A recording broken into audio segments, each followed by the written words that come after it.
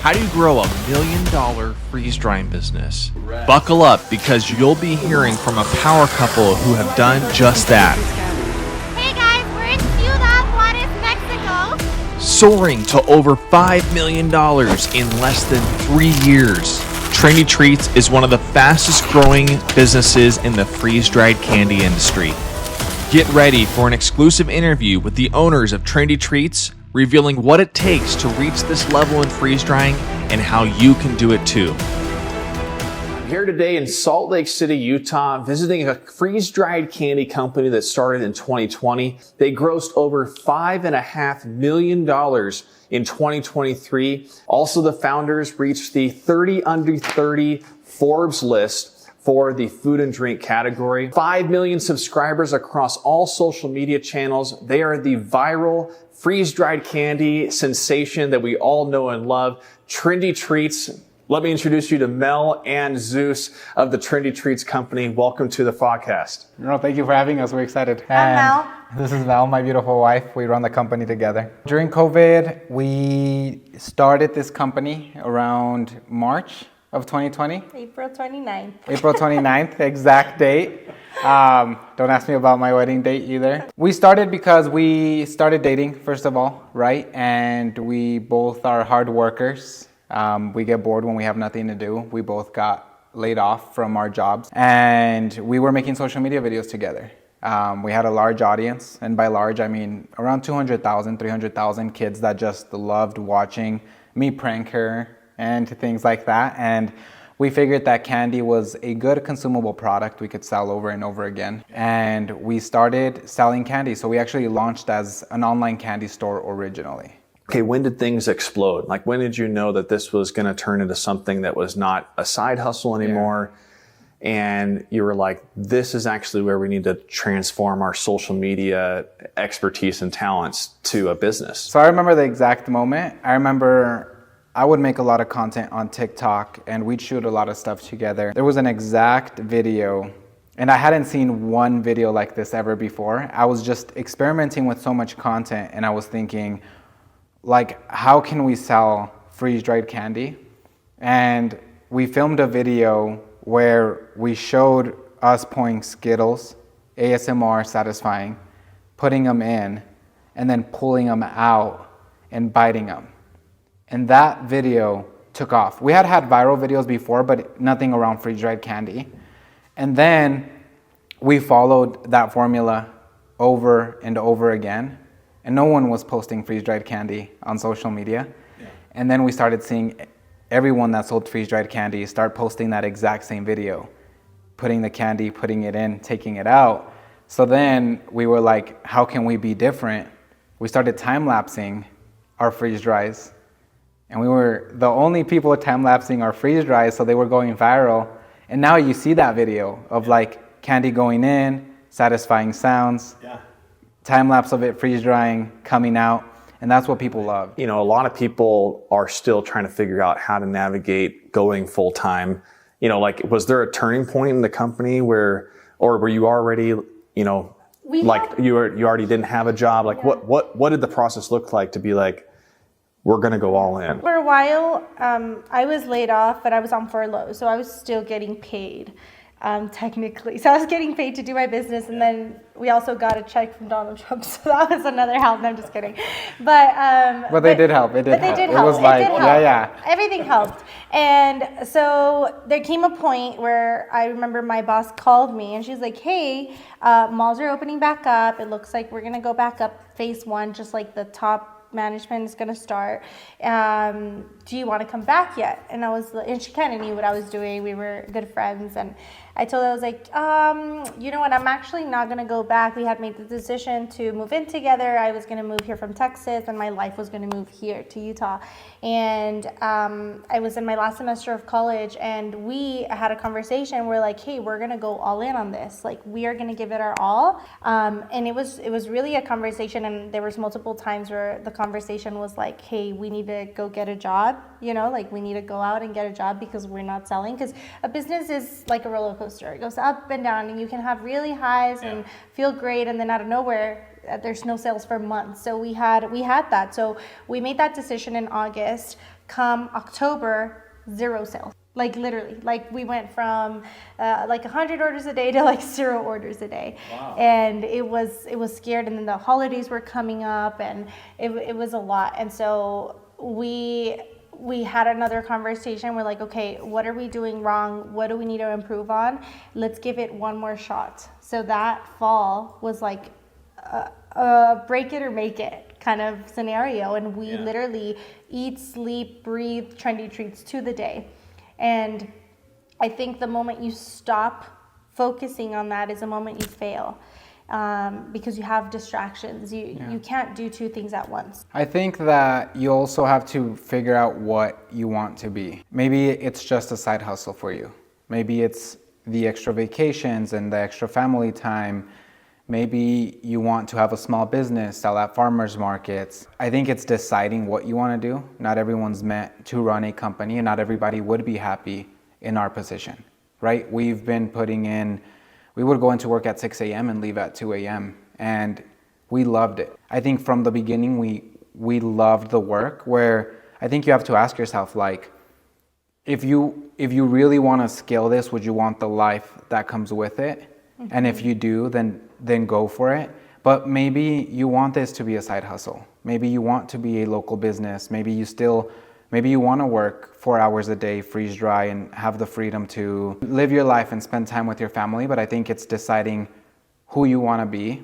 And just to add on to this, I think early on we decided that we don't want to be a small business. I love small businesses and we support small businesses, but I will never use the hashtag small business, because it hurts my ego where I'm like, I don't want to be a small business. I want to be a corporation that hires and employs hundreds and thousands of people and just sells worldwide. But I understand the commitment that comes with that. And that's why we decided to jump all in and go for it, is because we wanted to build something out of this. We didn't want it to be our side hustle. How did you decide roles for your company, given that you're newly married, but now you are now married, and how do you establish roles when you're married or have family in the company? We love it, right? It's not for everyone, but I think building a company and building a marriage at the same time is probably the hardest thing that I've ever signed up for.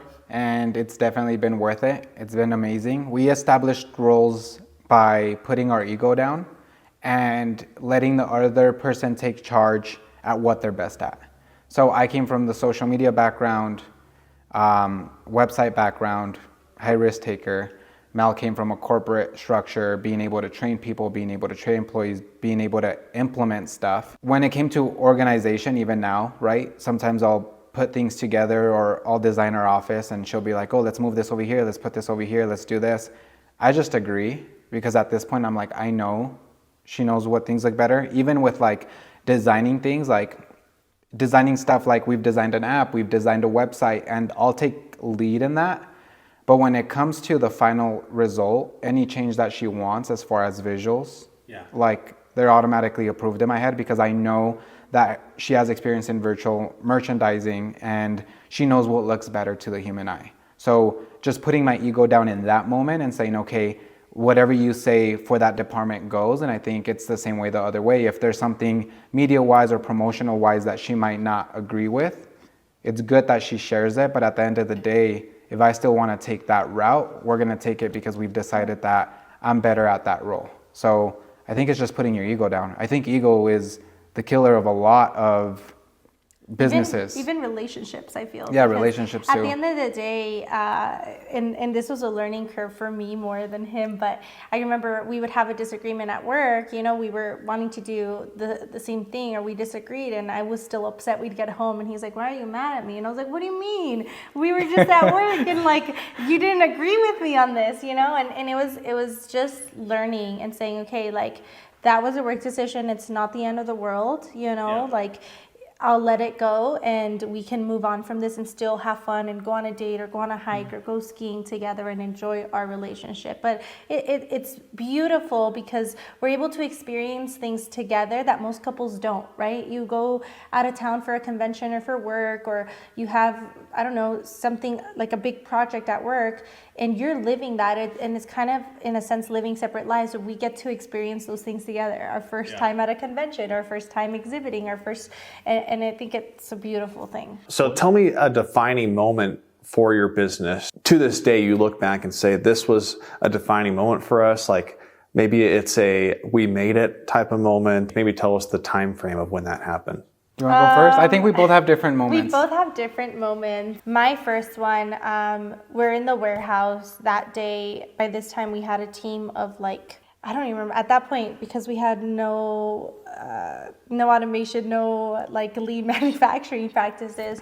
We had like 25, 30 employees just packaging.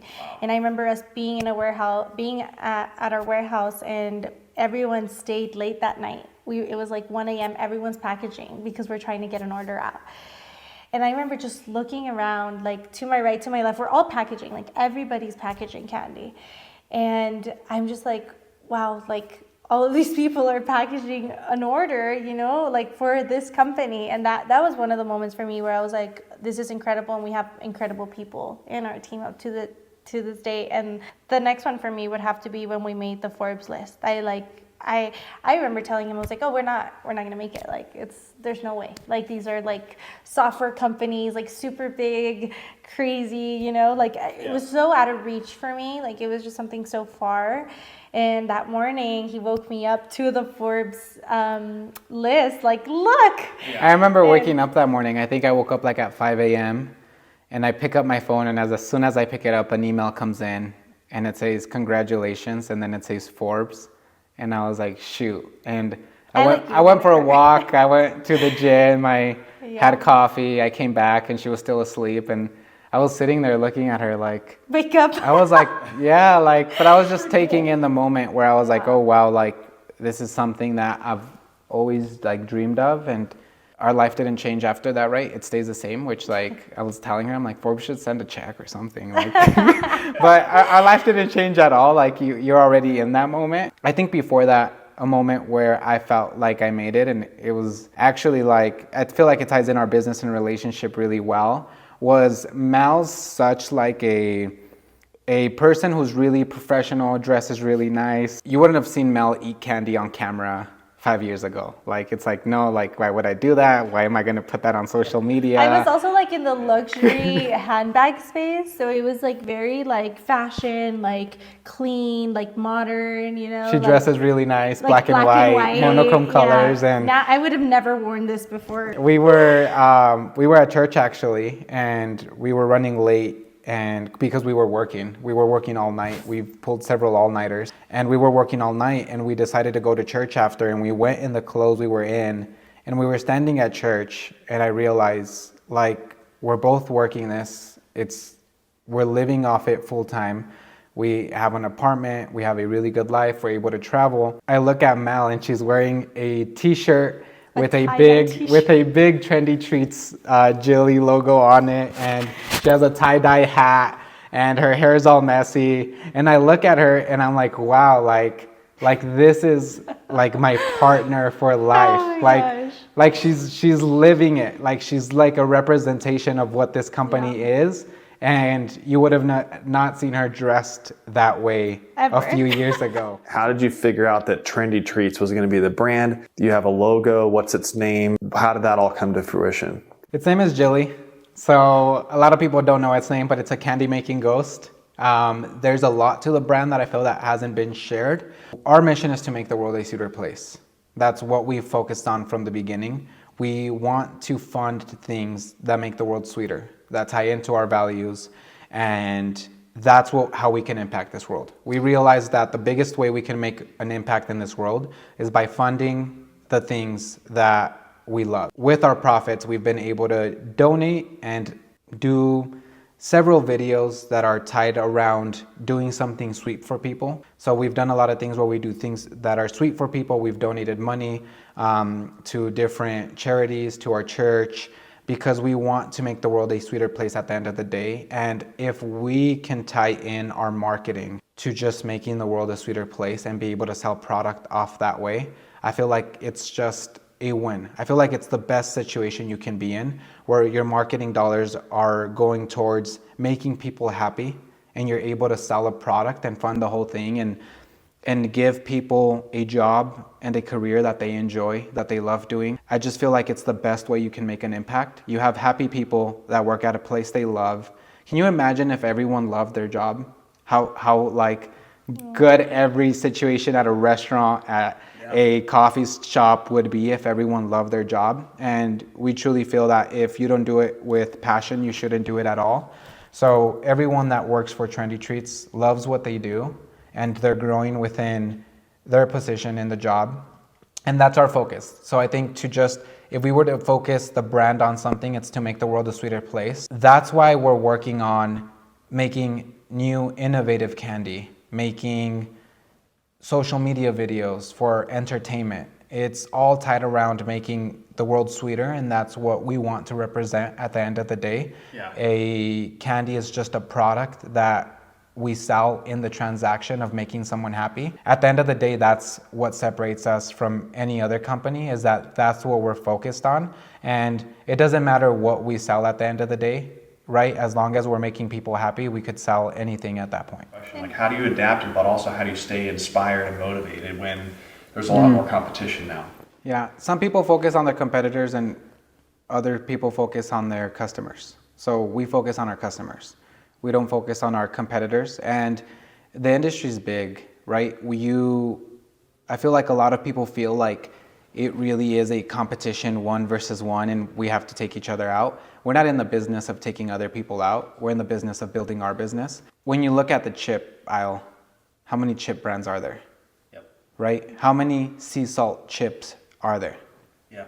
A lot. And it's the same thing with freeze-dried candy. It's the same thing with every industry. One company isn't going to have all the customers because they can't produce enough, because their brand is not right for that customer, because their price is not right for that customer. So I think people are too focused on like, oh, we're competing against each other. No, we're all part of an industry, and there's enough for everyone that truly wants it. Yeah, our candy is for sweet people. So everybody that's not sweet and is not a good person, they can go to all the other companies. No, and I think at the end of the day, it's like if you focus on what your competitors are doing, you're not going to be inspired or creative. You're just going to copy what they're doing. Yeah. You know, so we don't look at what everybody else is doing. We look at what we want to do and what our future is. You know, because then you fall behind trying to turn your focus to just pay attention to what they're doing, and you lose vision of what you want to do. Yeah, and that's a great point about the industry. Like, you can always be innovative and you can always try different things because, you know, take for instance, you know, Mr. Beast, who's very popular, you know, he didn't even get into any type of food space. But then he recently was on a podcast and he said that about his Mr. Beast type of candy bars and his cookies is he looked at an industry and companies that are super huge, global, worldwide, but have yet to like really innovate their product. And he was like, I'm going to make something with better chocolate, with different ingredients that people haven't tried, with a different marketing appeal. There's so many different options. And that kind of brings up your new product. So why don't you tell us about what's behind us and kind of the evolution of starting this original candy that you have? Yeah, I just want to point out that it was a lot of work. It was probably over a year just to get it right. And we truly took the best thing out of every single freeze-dried candy. So you usually have the most popular freeze-dried candies are the ones that are easier to produce and the best tasting. Yes. So we took the best out of every single candy and we made this. Awesome. And should we bring it? Yeah. Wait, I'm gonna bring it. Okay, so you are one of the first people to try our candy. Okay. Awesome. All right. So this is the globos. Yeah. Yes. Okay. How do you describe it first before I open this and take a look? Because I've actually never like touched it. I've never seen it in person. So describe it. I have an idea. Wait. I want you to eat it and describe it to us. That way we don't give you what we think, but you give us what the actual experience is. All right. It says freeze-dried candy, globos, every pop's a party. And blue raspberry actually is my favorite. I love blue raspberry taffy. Let's try this. Oh, there's like a good aftertaste. Okay, so things that come to mind, Kind of a hint of like a taffy maltiness mixed with the Jolly Rancher, so it's like filling all of your taste buds. Blue raspberry, and there's some sour in there a little bit. You can, if you want to try one more, take a bite and then just a small bite and put it next to your ear. Oh wow, it's like a pop rock. So that's globos. It's fizzy, airy, and sweet, and we're so excited. And this is how we stay innovative, right? Everyone can go out and sell Skittles and Jolly Ranchers and taffy, but not everyone will be able to sell globos because it's our original candy. So that's how we stay innovative, and we're bringing something new to the market. Freeze drying is so big, and we want to continue to bring innovative product. Don't try to copy us, because by the time you get to this, we're There's already working on the next one. We're already cooking the next candy. I wish I could tell you about the next one. Is it a different flavor of this? Like, how many flavors do you think you'll have of this? I'm just gonna say it's something that you would never guess. But it is freeze dried. Yeah. Okay, awesome. If you're having fun watching and learning from this interview with Zeus and Mel from Trendy Treats, give this video a thumbs up. I'd really appreciate it, so that way the YouTube algorithm kicks this video out to more and more people who aspire to be freeze-dried business owners. Now let's get back to the video. All right, now there's some fun questions for you. So what's like the funniest thing that's happened in your business so far? Oh, well, it's funny. We have security cameras everywhere. So something that we see a lot is when accidents happen, right? Especially when it's snowing. Our media team gets really exciting about filming sometimes, so they run to go get a camera. And we've seen it multiple times where someone from our media team runs into the office and they have ice on their feet, so they just like fly in and like eat it. And we just have it all on camera. What's not sweet about running a business this big? Is there things that like, it's the fact that we have this big business, but it's the most challenging aspect that I'm not a huge fan of. It's not super sweet. I think that outgrowing the warehouses constantly, because we have to move everything, and it's a lot. We have a lot of stuff. I think right now alone, sitting in our warehouses combined is over 100 pallets, and they're each over 1,000 pounds. So I think moving has been a big challenge, where I'm like, oh, here we go again. Now I feel like I look at it on a more positive note, but our last warehouse, I was like, we have to move again because we're out of space. So it's a challenge, because because we're self-funded, we don't have any outside investment, is we grow as we go, as we have the money. We can't just go out and get a ginormous oversized warehouse that we'll grow into because the funds aren't there. So we'll always get something, and then it's like, oh, now it's too small. Now let's move again. Scaling is hard because because what got you there isn't going to get you to the next place. So everything we've learned and done to get to this moment isn't going to get us to the next level. Like and I think this is good advice for anyone that's freeze drying. If you made 100 grand from freeze drying, that's not going to get you to $1 million. And what will get you to $1 million is not going to get you to 10. The difference in those numbers is crazy. Like we hit 5.5 last year, and in order for us to be able to break 10, it's not just like, oh, just up production and sell more. You add more people, so now it's HR, now it's more structure, bigger warehouses, more taxes, more laws you have to follow. Now you're being looked at by everyone. It's branding, being on shelves. So like, I think everything you learn and do to get to 10 million is not going to get you to 100. And with that, it's like learning more things, right? So it's like, it's learning what else you have to do to get to the next level, like what he's saying, because the system that you used isn't going to work when you have more accounts. Does that make sense? So it's just implementing and constantly learning. I mean, we are constantly taking courses in our fields and trying to see how we can connect with people in our fields to see what we can do different, what we can do better. If we wanted to stop growing and we were done, and we stop employing people and we stop innovating, then we're probably good for a couple of years until someone takes us out and we'll have money to spend on ourselves. But if our vision is to take this to 100 million, then we have to be willing to take all the money that came in and put it back on the line. And another thing is to simplify that, is reinvesting. From the very first time we sold, from the moment we opened the store, we made a good chunk of money. I think it was like $30,000 the first weekend. and we reinvested. We didn't go out and get a new car. We didn't go out and buy a house. Like, we reinvest every single dollar that comes into the company gets reinvested into the company, because it's only going to make us more money. And I think a lot of people make that mistake where they make $100,000, and out of those 130,000 are going to go to a brand new car, right? Or a down payment on a house. Yeah. But at the end of the day, if you throw that money back into the business, it's going to even give you more. You know, it's going to give you a higher ROI than your car that you just got that you're going to show off to your friends. I think it's the hardest thing though, is being able to, you have to be willing to lose it all if you want to keep growing. And we constantly see that. The launch of our new product alone is a huge investment that we have to make, and it's a huge gamble. And it's like, hey, we want to keep doing this. We want to innovate. So it's just being willing, like, you constantly feel like you're back at the beginning. Are there any mistakes that aspiring entrepreneurs who have a freeze-drying business or want to start one, what's the mistakes to avoid that come to mind? I think a lot of it for us, and the reason we were able to grow, is because we were willing to learn things.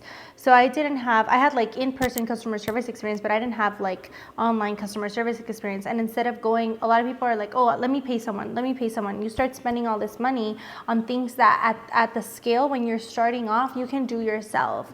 So I think people right away, there's like, oh, I don't know how to edit a video. I'm going to go hire a videographer and all my money's going to go there. But if you really make an effort to learn things, right? Even if you know even the basics, by the time you'll need someone professional, you'll have the resources to do so. But I think a lot of people are shied away by like, oh, I don't know how to edit, I can't do this. Or I don't know how to use this program, I can't do this. Or I don't know how to use a freeze dryer. But it's like, you can learn everything. Like, everything's online. Now we have YouTube, we have access to people and connecting with people, even us. Like, we're here today because of social media, you know, because we're able to connect. So I think don't stop yourself because you don't know. Go learn, go meet people. That was fire. Again, we've been talking with Trendy Treats, the on fire freeze-dried candy type of company who is making this world sweeter. And we want to thank you very much for like talking to me, giving us some details about your company,